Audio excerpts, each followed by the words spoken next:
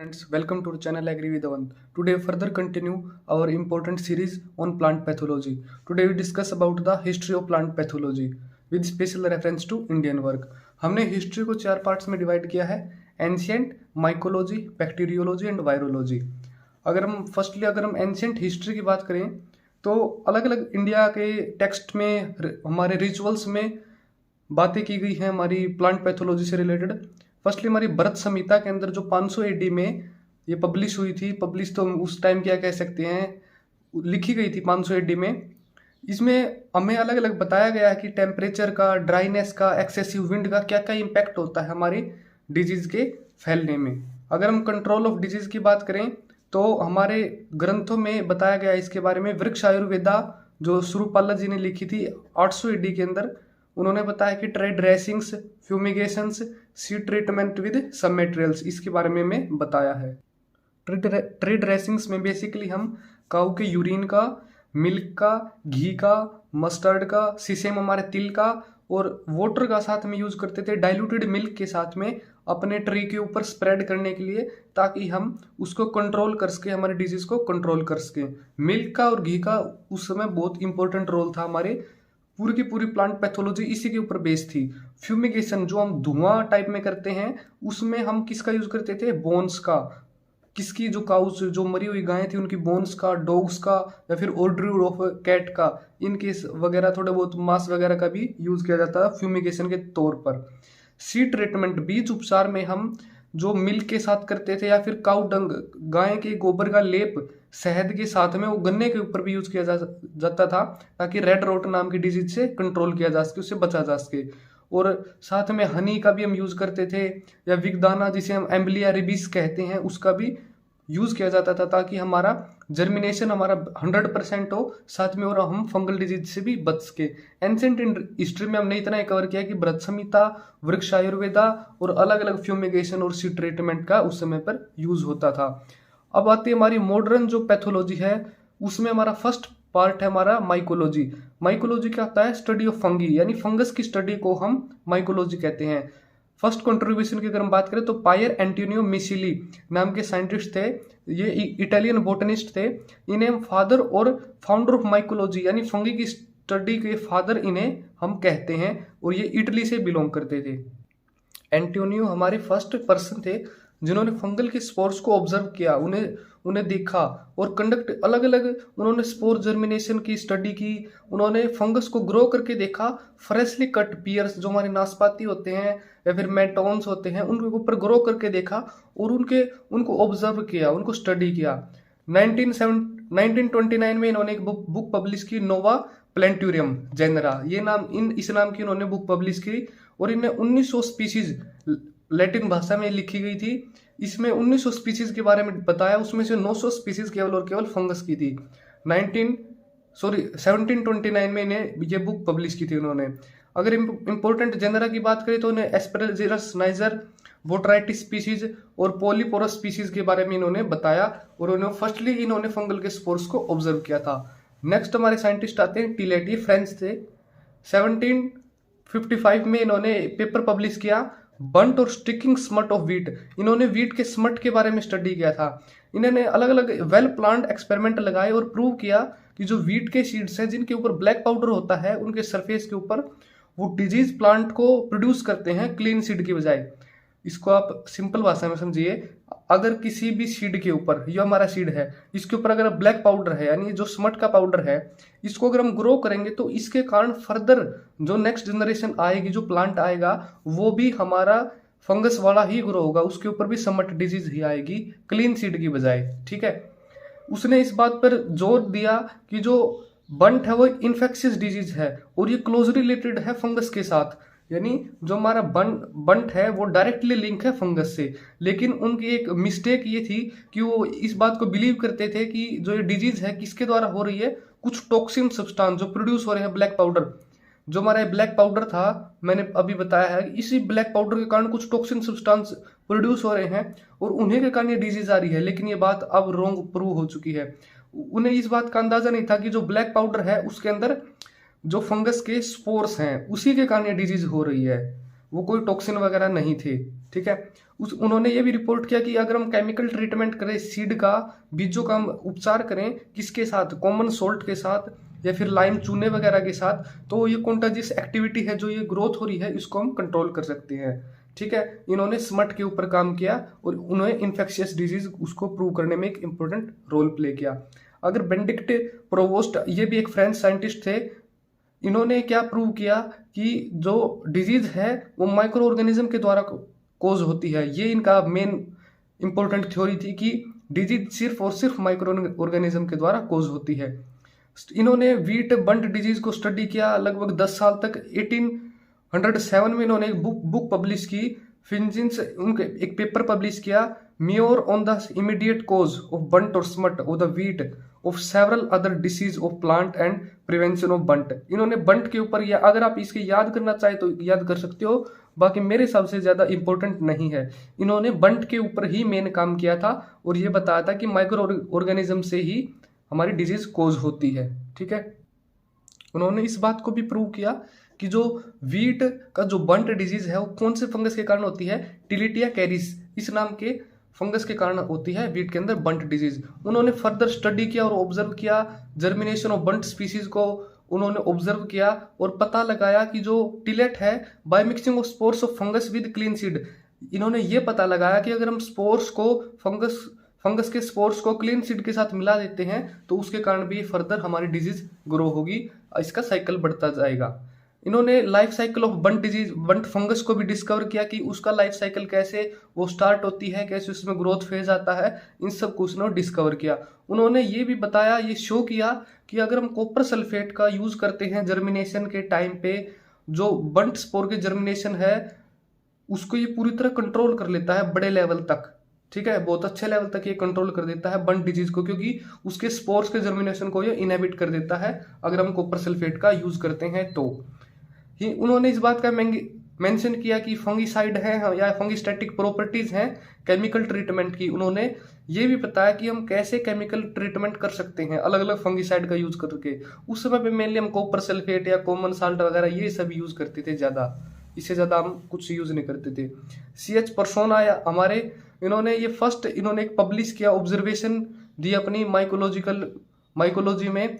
1801 में इन्होंने एक बुक पब्लिश की, साइनोप्सिस मेथोडिका फंगोरियम फॉर द नोमेनक्लेचर। इन्होंने नोमेनक्लेचर के ऊपर ये बुक पब्लिश की थी अपनी, साइनोप्सिस वाली। उस्टिलागेंस और यूरिडानिल से और गैस्ट्रोमाइसाइट से, इन्होंने इसके ऊपर हम इनका कैसे नामकरण करें, नोमेनक्लेचर कैसे करें, इसके बारे में इन्होंने बताया था। और इन्होंने माइकोलॉजी के ऊपर अपना इंपॉर्टेंट कंट्रीब्यूशन दिया था अलग अलग पेपर पब्लिश करके। इन्होंने माइकोलॉजिया यूरोफिका 1822 में इन्होंने अपनी बुक भी पब्लिश की थी। इन्होंने जो पैथोजन जो वीट के अंदर रस्ट पैदा करता है, जो कॉमनली किसान जिसे रतवा भी कहते हैं, वो उस पैथोजन का इन्होंने साइंटिफिक नेम दिया, वो है पुशीनिया ग्रैमिनिस, जिसे हम आज कॉमनली पैथोलॉजी के अंदर स्टडी भी करते हैं, पुशीनिया ग्रैमिनिस। ये CH पर्सोन के द्वारा ही दिया गया था।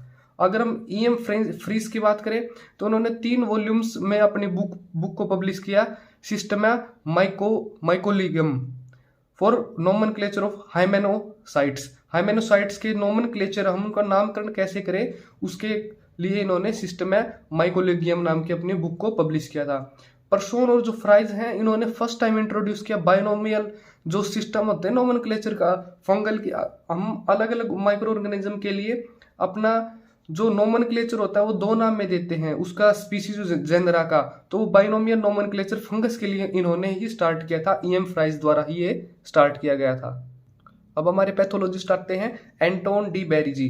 ये जर्मनी से बिलोंग करते थे, एक जबरदस्त कंट्रीब्यूशन रहा इनका प्लांट पैथोलॉजी में। ये इन्हें हम फादर और फाउंडर ऑफ मॉडर्न माइकोलॉजी भी इसे कहते हैं। ठीक है, 1863 में इन्होंने लेट ब्लाइट के ऊपर जबरदस्त रिसर्च की और उन्होंने ये पाया कि ये जो लेट ब्लाइट जो पोटैटो में हो रही थी, आयरिस में जबरदस्त फेमाइन आई थी, उसका रीजन क्या था, उसका ऑर्गेनिज्म कौन था जो उसे कोज कर रहा था, वो था फाइटोफ्थोरा इन्फेस्टेंस। इसके कारण ये हमारी जो लेट ब्लाइट आयरलैंड के अंदर जो काल आया था, इसका ये कारण था। उन्होंने ये बात भी पता लगाई जो हेट्रोसियस नेचर होता है रस्ट फंगी का, ये इसका साइकिल क्या है, क्योंकि बारबेरी की अलग अलग प्लांट्स के ऊपर ये 2 होस्ट लेता था रस्ट।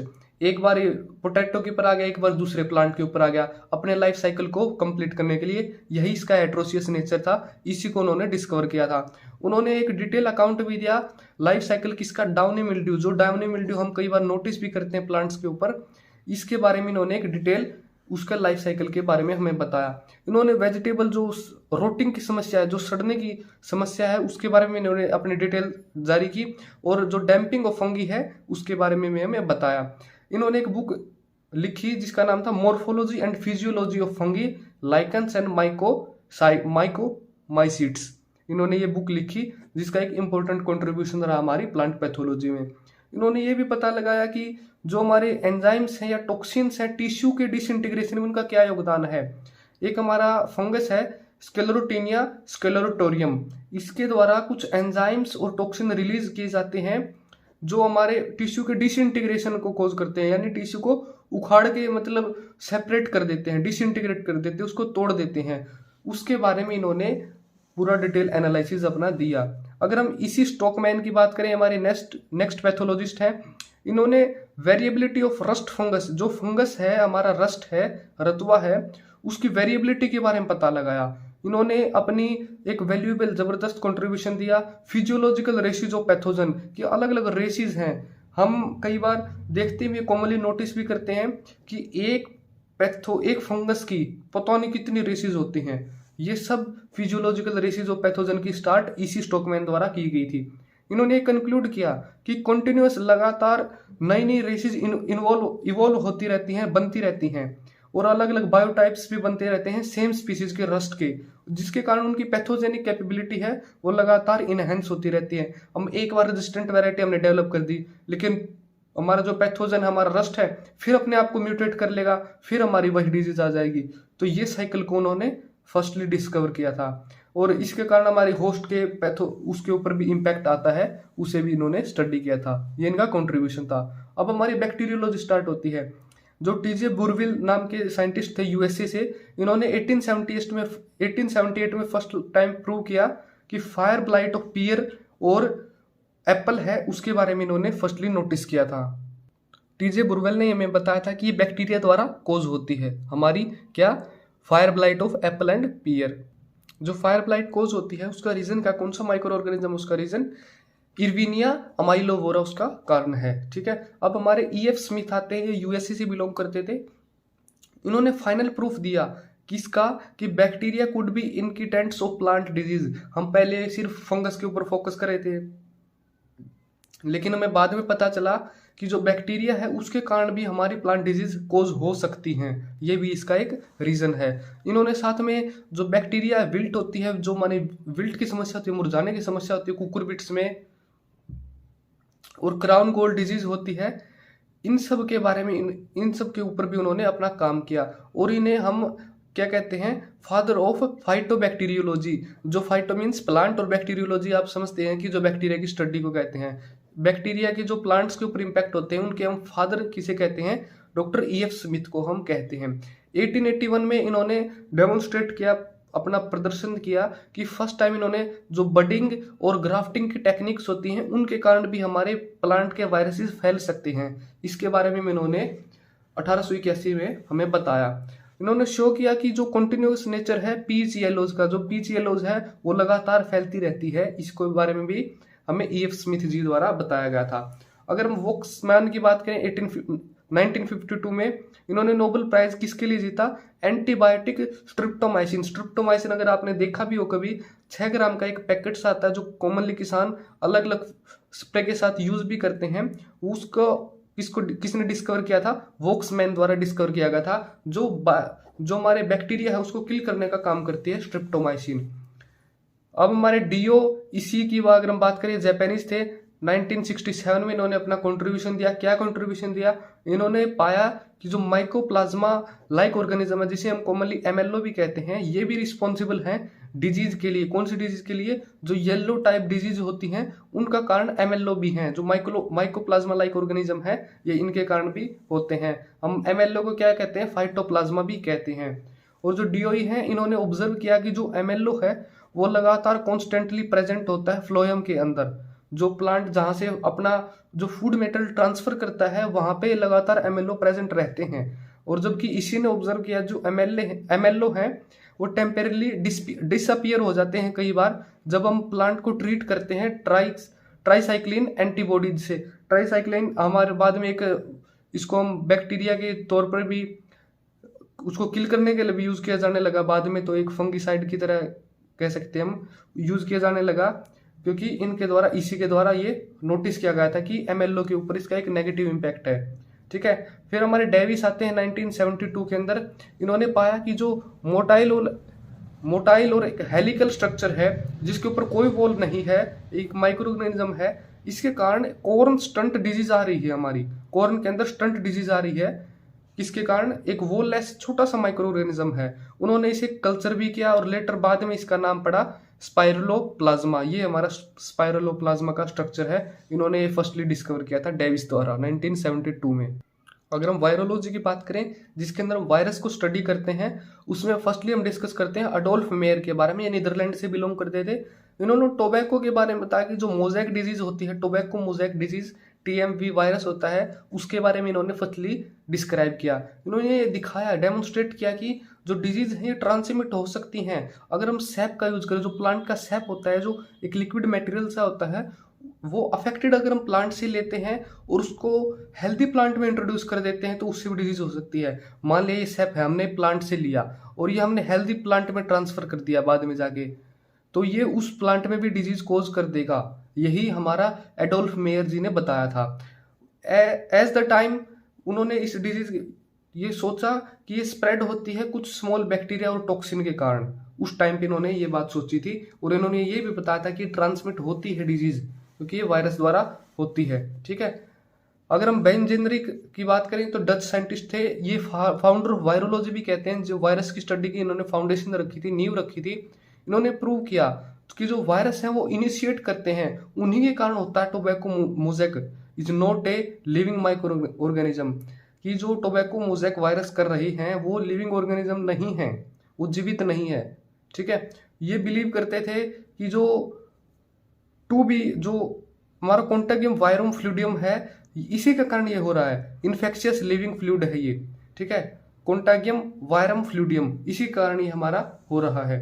उन्होंने एक जो टर्म हमारी वायरस है ये इन्हीं के द्वारा दी गई थी, बेन जेनरिक के द्वारा ही ये टर्म दी गई थी। W.H. स्टैनले की बात करें तो इन्होंने नोबेल प्राइज भी जीता 1935 में। इन्होंने प्रूव किया कि वायरस को हम क्रिस्टलाइज कर सकते हैं, उसको क्रिस्टल की फॉर्म में लेके आ सकते हैं। जैसे हमारा चीनी होती है, हमारा नमक होता है जी, इस फॉर्मेट में हम उसको लेके आ सकते हैं, जमा सकते हैं उसको। इन्होंने ट्रीट किया जो सैप फ्रॉम डिजीज लीव्स लिया टोबैको विद अमोनियम सल्फेट। जो डिजीज हमारे लीव्स थी उन्होंने उससे सैप निकाला और अमोनियम सल्फेट के साथ उसको ट्रीट करवा दिया और एक क्रिस्टलिन प्रोटीन मिला। अगर उसको हेल्दी टोबैको लीव्स के ऊपर हम रखते थे तो वो रिप्रोड्यूस करने लगता था, अपने आप को मल्टीप्लाई करने लगता था। ठीक है, उसको अमोनियम से ट्रीट करवा के और एक क्रिस्टल के फॉर्मेट में उसके लेके आए। He finally provided that viruses are not living organism. उन्होंने फाइनली बात भी बताया कि जो वायरस है ये एक नॉन लिविंग माइक्रो ऑर्गेनिज्म है, ये जीवित नहीं है, क्योंकि no living form can be chemically treated. क्योंकि कोई भी लिविंग फॉर्म है वो उसको हम केमिकली ट्रीट कर ही नहीं सकते, लेकिन उन्होंने तो ये ट्रीट करके बता दिया था और क्रिस्टलाइज भी नहीं कर सकते उसको, और वो वाइबल, वो जिंदा भी रही। ठीक है, अगर हम बोर्डन एफी की बात करें और पायरी की बात करें जो ब्रिटेन से बिलोंग करते थे 1945 में, इन्होंने इस बात को पता लगाया कि जो क्रिस्टल नेचर का जो वायरस का था, हमने पहले भी बात की थी जिसकी, जो क्रिस्टलिन नेचर है उसके अंदर न्यूक्लिक एसिड और प्रोटीन है। इन्होंने इस बात का पता लगाया। फिर हमारे डैनियर और रेमर आए 1965 में। इन्होंने डिस्कवर किया जो पोटैटो स्पिंडल ट्यूबर है, जो पोटैटो में स्पिंडल ट्यूबर की जो प्रॉब्लम है वो किसके द्वारा कोज हो रही है? एक छोटे से स्मॉल नेक्ड SSRNA जो सीधा दिखता है हमें, जिसके ऊपर कोई कोटिंग वगैरह कुछ नहीं है, SSRNA, उसके कारण ये डिजीज हो रही है। पोटैटो में स्पिंडल ट्यूबर हो रहा है, ये वायरॉइड के कारण हो रहा है, जिसका बाद में वायरॉइड नाम दे दिया गया। अब हम इंडियन साइंटिस्ट की बात करते हैं जो हमारा वीडियो का एक इम्पोर्टेंट टॉपिक भी है। फर्स्टली हम E.J. बटलर की बात करें तो वैसे तो ये इंग्लैंड से बिलोंग करते थे, लेकिन उन्होंने 20 साल तक इंडिया में काम किया था, इसलिए हम इनको इंडियन साइंटिस्ट की कैटेगरी में भी रखते हैं। ये father of modern plant pathology और इंडियन माइकोलॉजी हैं। इनको ये अपना नाम दिया गया है कि ये इन्होंने मॉडर्न प्लांट पैथोलॉजी की नींव रखी और इंडिया के अंदर जो माइकोलॉजी की स्टडी इन्होंने स्टार्ट की थी। इन्होंने IRI जो इंपीरिकल एग्रीकल्चर रिसर्च इंस्टीट्यूट था पहले, अब तो इंडियन हो गया है, इन्होंने 20 साल तक काम किया। 1901 से लेकर 1920 में ये फाउंडर थे और फर्स्ट डायरेक्टर भी थे इंपीरिकल माइकोलॉजिकल इंस्टीट्यूट के, क्यू इंग्लैंड के अंदर, क्योंकि इंडिया से जाके इन्होंने इंग्लैंड के में इंपीरिकल की माइकोलॉजिकल इंस्टीट्यूट की नींव रखी और ये 15 साल तक उसके डायरेक्टर भी रहे। इन्होंने एक मोनोग्राफ दिया। मोनोग्राफ बेसिकली एक सिंपल फंगी के ऊपर डिटेल एनालिसिस होता है। पैथिकियस एंड एलाइड फंगी के ऊपर इन्होंने अपना मोनोग्राफ भी लिखा और उन्होंने कई बुक भी लिखी। इसमें से इंपॉर्टेंट बुक हमारी fungi and disease in plants 1918 के अंदर लिखी, fungi in India with doctor BR Bisby and plant pathology with doctor SJ Jones. इनके साथ इन्होंने कई बुक भी लिखी। Fungi and disease in plants इनकी इंपॉर्टेंट बुक थी हमारी फर्स्ट वाली, ठीक है, और इन्होंने मोनोग्राफ भी लिखा था। अगर हम BB मुंडेकर की बात करें तो इन्होंने कॉटन की जो विल्ट डिजीज है उसके कंट्रोल की बात करी और साथ में ये रिस्पॉन्सिबल थे identification and classification of large number of Indian smut fungi. जो हमारी समट है, डिजीज है जो फंगस के कारण होती है, उसकी आइडेंटिफिकेशन में, उसको उसकी पहचान के तौर देने के लिए और उसकी क्लासिफिकेशन के लिए इन्होंने एक बहुत बड़ा कंट्रीब्यूशन दिया। इन्होंने स्टार्ट किया इंडियन पैथोलॉजिकल सोसाइटी, जो IPS जिसे हम कॉमनली कहते हैं, 1948 में इसकी स्थापना की और इसके स्टार्ट किया। इन्होंने अलग अलग जर्नल भी पब्लिश किए। जो जर्नल आता है इसका IPS का, इंडियन प्लांट पैथोलॉजी। इन्होंने बुक भी लिखी fungi and plant disease. JF दस्तूर का भी एक इम्पोर्टेंट कंट्रीब्यूशन रहा हमारी प्लांट पैथोलॉजी में, क्योंकि इन्होंने पूरा का पूरा क्रेडिट इन्हीं को जाता है, क्योंकि इन्होंने डिटेल स्टडी दी किसके ऊपर, फंगी एंड प्लांट डिजीज के ऊपर इन्होंने अपना एक कंट्रीब्यूशन दिया, एक जबरदस्त कंट्रीब्यूशन दिया। He studied the characteristics of Phytophthora. जो फाइटोफथोरा है हमारा और उसके डिजीज हैं जो लिंक हैं पोटैटो से, कैस्टर से, इनके ऊपर इन्होंने पूरा काम किया और इसके कैरेक्टर्स को बताया फाइटोफथोरा के। इन्होंने जो फाइटोफथोरा पैरासिटिका है जो कैस्टर के अंदर होता है उसको फाइंड आउट करने का भी काम JF दस्तूर के द्वारा ही किया गया था। कैस्टर के अंदर इनका एक इम्पोर्टेंट रोल रहा। अब आते हैं हमारे KC मेहता। इन्होंने पूरा फंगस रस्ट के ऊपर पूरे इंडिया के अंदर घूम घूम के काम किया। उन्होंने life cycle of serial rust in India, जो इंडिया के अंदर जो अनाजों के अंदर खासकर व्हीट के अंदर जो रस्ट आ रही है उसके लाइफ साइकिल को पता लगा कि कैसे अपना लाइफ साइकिल पूरा कर रही है ये। इन्होंने डिक्लेयर किया कि जो स्पोर्स हैं व्हीट के और बार्ले के, जो जौ के और गेहूं के जो स्पोर्स हैं रस्ट के, वो डाई हो जाते हैं प्लेन के अंदर हॉट समर, क्योंकि हमारे दिल्ली वाले रीजन में पूरी जबरदस्त गर्मी पड़ती है। कौन से सीजन में, मई जून वाले में, तो उस समय डाई हो जाते हैं। लेकिन अपने आप को बचाने के लिए फंगस इतनी ज्यादा कह सकते हैं हम समझदार है कि वो अब पूरे रीजन में फैल जाती है बाद में, जिस साइड टेम्परेचर कम है। रस्ट के स्पोर समर में सेल्फ ग्रोन हो जाते हैं व्हीट क्रॉप के अंदर। कौन से रीजन में? नेपाल वाले रीजन में। मैंने इस बेसिकली एक सिंपल सा मैप है, वैसे खराब है, आप बस समझने के लिए बनाया मैंने, कि नॉर्थ इंडिया के अंदर जब गर्मी पड़ती है उससे पहले क्या करते हैं, फेब के महीने में या फिर अक्टूबर के महीने में भी कई बार यहाँ से ठंड वाले सीजन में, ठंड वाले में यहाँ पे अपना इम्पैक्ट दिखाएंगे दिल्ली, पंजाब, हरियाणा, पश्चिमी UP।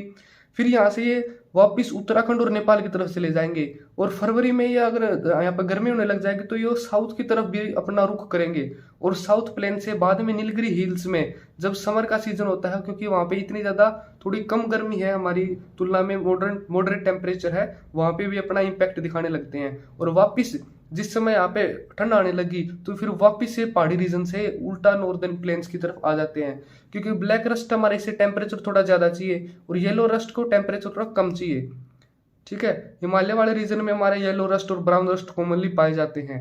ठीक है, कई बार वेस्ट डिस्टर्बेंस के साथ, क्योंकि यहाँ से हमारे मेडिटेरियन सी से हमारे जो सर्दियों के अंदर जो बरसात होती है नॉर्थ इंडिया से, उसके साथ भी स्पोर्स पूरे इस इलाके में फैल जाते हैं। डॉक्टर TS सदाशिवन ने इन्होंने स्टडी स्टार्ट की थी बायोकेमिस्ट्री की, किसकी, होस्ट और जो पैरासाइट है उनके रिलेशनशिप में। यूनिवर्सिटी जो मद्रास है, चेन्नई में है, जो अब जो होस्ट का जो जिस प्लांट के ऊपर इम्पैक्ट डाल रहा है हमारा जो पैरासाइट है, इनके बीच में क्या रिलेशन होता है, इन्होंने इसके ऊपर एक अपनी स्टडी की, बायोकेमिस्ट्री में इन्होंने स्टडी किया, इन्होंने अपना कंट्रीब्यूशन दिया कि इसके ऊपर विवो टॉक्सिन्स के ऊपर उन्होंने अपना कंट्रीब्यूशन भी दिया।